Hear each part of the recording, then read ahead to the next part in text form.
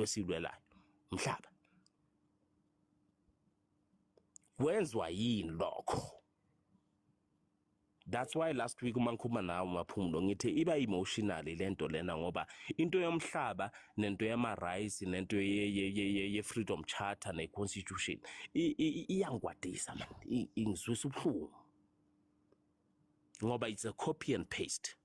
Umsholozi yena uthi 2/3 majority sikwazi ukuthi sikucule yonke into eyenzakalayo sibuyisele back yithi.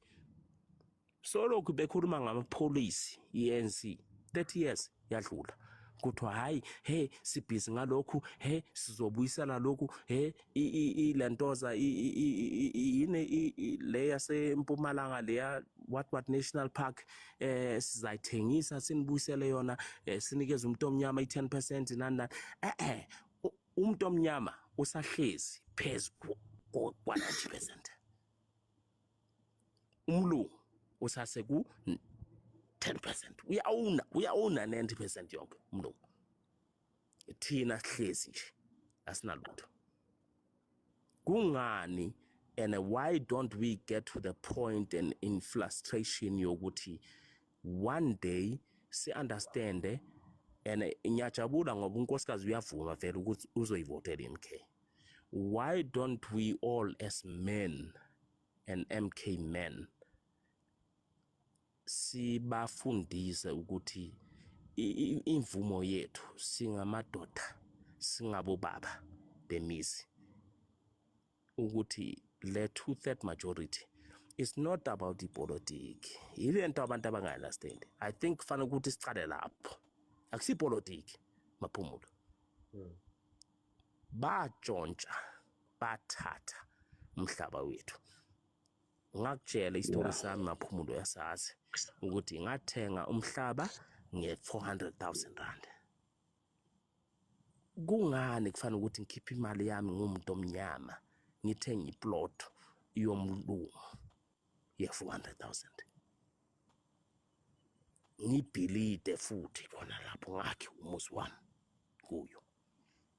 Uma sengasebenzi kusasa ibhanka libuye.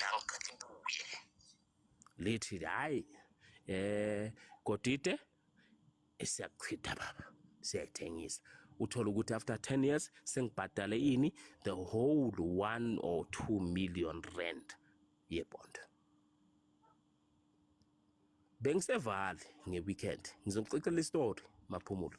Angazi ukuthi bayakwazi ukuthi bamamele abantu abasewindweni. Besenza iTombstone bengigcoke iregalia yami. Baningi kodwa ene ngikutshelile futhi ukuthi ngizohlangana nama comrade. Umbuzo abanawo ukuthi wena Ntuli usukela eValley una 22 years una 43 years manje wenzeni ukucuku empilweni yakho? Ngithi mina nginendlu ye double story kodwa ke iproblem yini ibond. Ibhlungu ngathenga umhlaba nge500,000 rand. Ibhlungu kodwa ke ngalezo ikhathi besibalekela ini lezi zinto zokuthi amapolitiki waselokishini nani kwashawacima siyosebenza sikhule. Umuntu omnyama uhluleka ngani ukuthi sithi sisonke siyinsundu sifollowe umuntu oyedwa siyeke lo AFP ini EFF ya khona lokho ya support umuntu oyedwa esaziyo ukuthi iphilosopher. Ngimbiza mina ngomprofito iphilosopher Ncamalala. Sibuyela kuye sithi sonke sivotela umuntu oyedwa Ncamalala. Siwine izwe lethu bese sibake namapolitiki wethu nama cultural politics sibedwa eceleni. Sihlulwa yini ukuthi sikwenze lokho? Manje kubuya le COVID yodoti. Ngithole iSMS namhlanje ukuthi kune o vaccine what ekufanele ukuthi sibathathe. yiyo le ngihlalise phansi ukuthi ngikwazi ukuthi ngizivulele ibhizinisi yami ngikwazi ukuthi ngiphile vaccine iyabuya futhi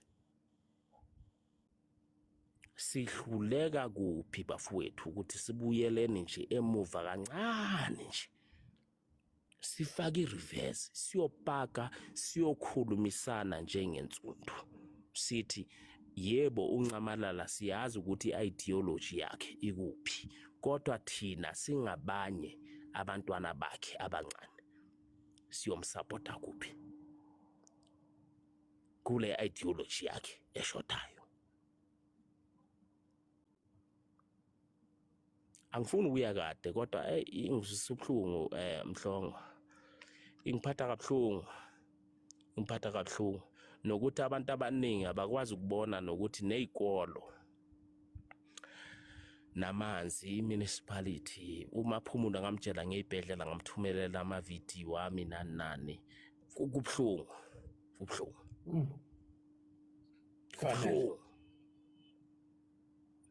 uma ngiyodonsa ngibuyele ekhaya emuva eDlenko eNyanyathu eNewcastle ngiyobuka khona la kuphilwa khona ukuthi kunjani namhlanje bekunjani ngesikhathi sikaNcamalala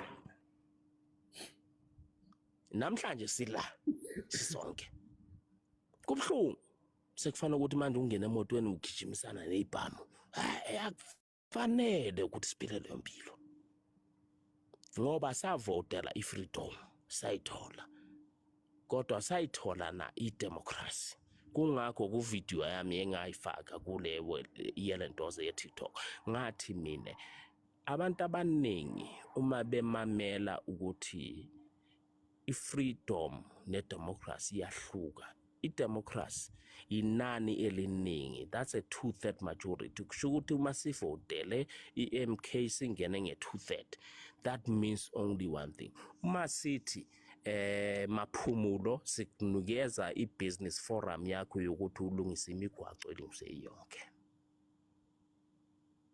futhi akunamoya lapha yana akuna spirit esithile namadlozi nani lutho siyenza iyenzakale manje sekufanele ukuthi senzeni siyoncumula phansi Mhlongo siyobiza abantu abalele siyobacela amandla ukuthi namhlanje sila sinje kubuhlungu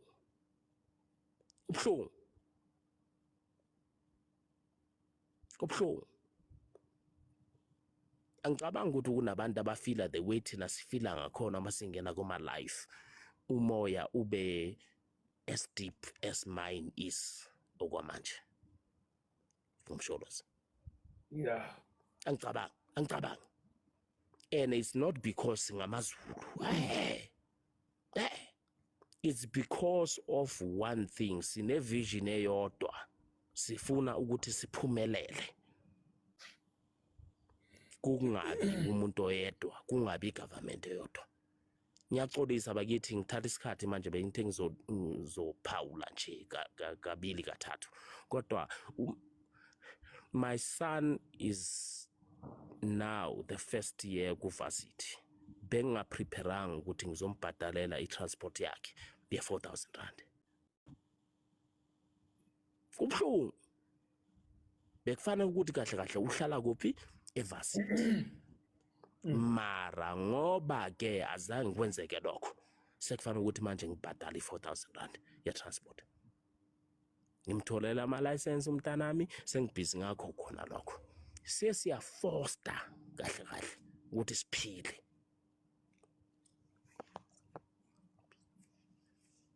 uyangithola Mhlongo so ithanda ukuthi ibe bucayi ukuthi sifundise abantu bakwagogo ukuthi yes bona badlile basadla namanje kodwa thina sifuna ukuthi sidle sibedwa sifuna ukuthi sifundise nabantu ukuthi nakusasa uma siyovota for that majority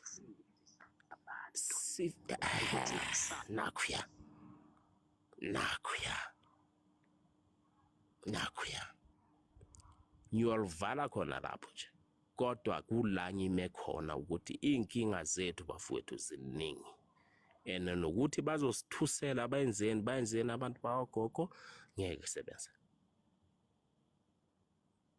ngeke impela kusebenza. Ithi ngiyolivala mhlobo, ngiyaxolisa abantu bakithi bese ngiyi-emotional kakhulu. Ithi ngiyolivala. Baba sihlale sikulalela nje, kubi.